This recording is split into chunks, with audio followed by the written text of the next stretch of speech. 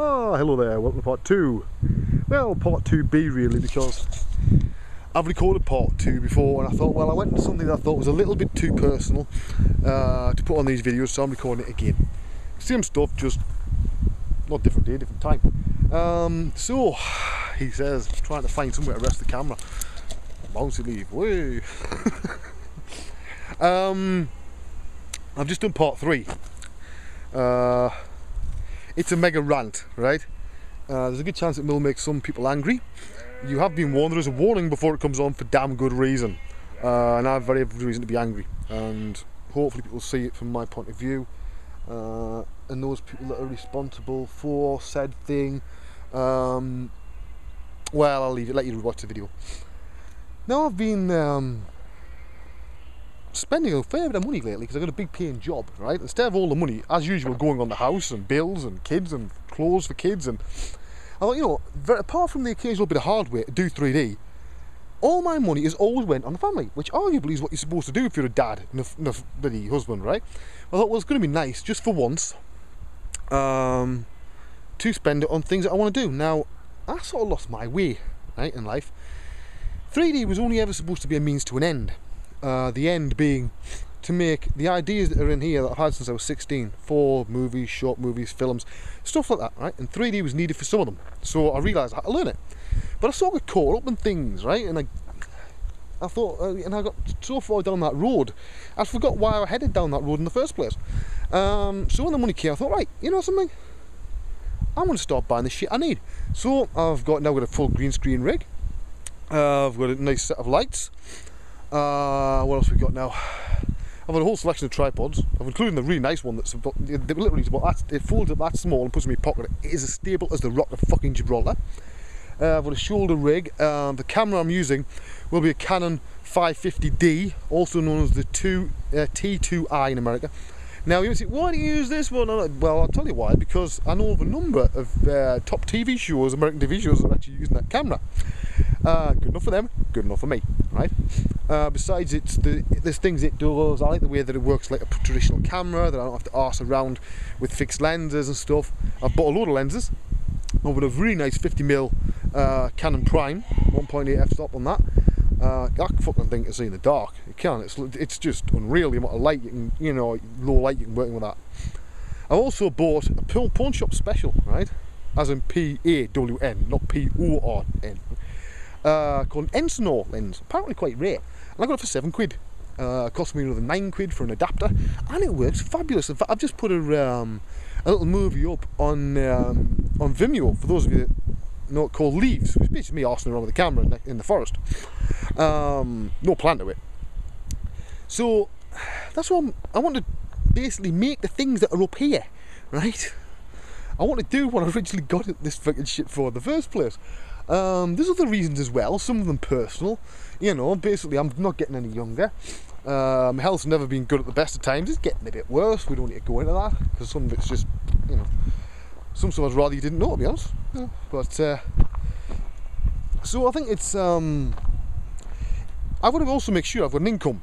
And I thought, well, setting up, you know, a production facility seems like a rather cool and groovy idea.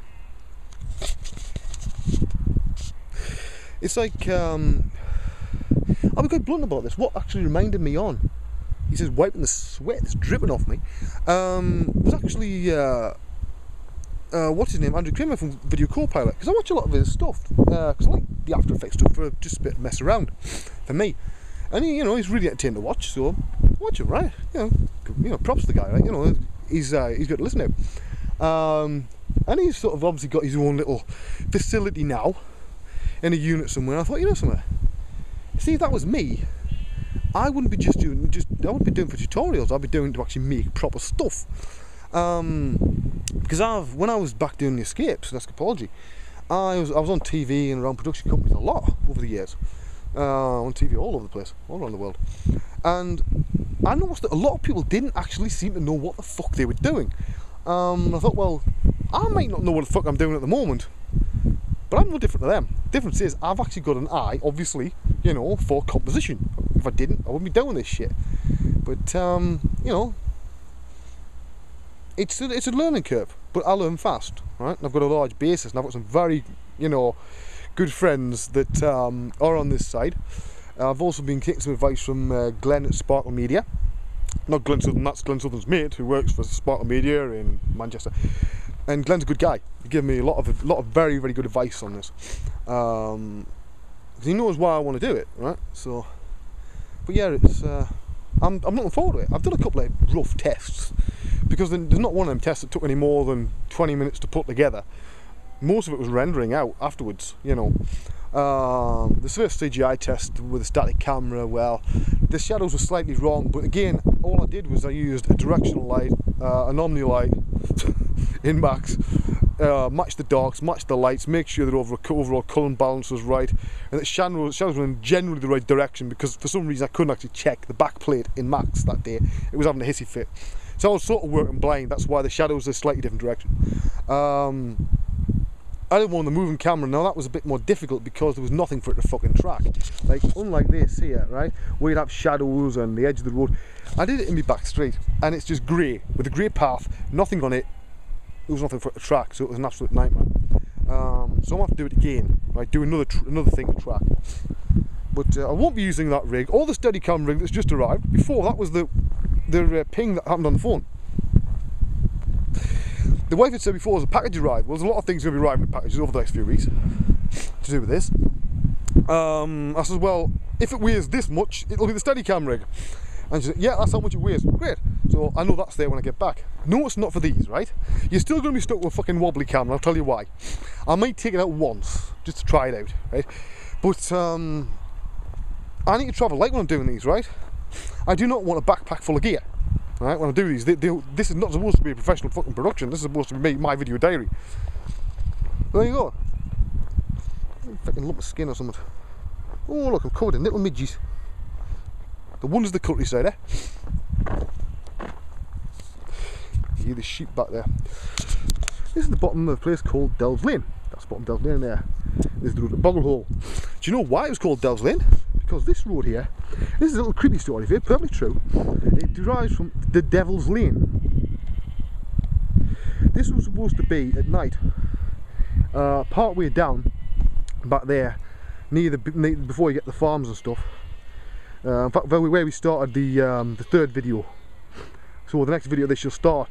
The little side path that you see near the gate, where I said it looks like it says Reducto, that is where on a night time allegedly a portal to hell would open and people would go missing. So quite fitting that I'm walking around what used to be called Devil's Lane, is now called Delves Lane. There you go, see? There's a farm over there, lots of farmers shit. Now you can't probably make this out, I'm going to try and zoom in because I'm going to finish in a minute anyway. Now again with this lens it's actually about that close, right, but it looks further away. That mast there is the mast that we see, or we used to see, back when I was living in Langley Park. Right? So we used to film down that little valley, the other side of it there. And we normally film right over the top of that horizon, over there, in that direction. See? Made a triangle. Right, well, time for me to go. So you go on to part 2. I've already, on part 3, I've already recorded part 3, so I'm off to do the rest of the walk and then do some fucking shopping. Oh, lovely. I love shopping.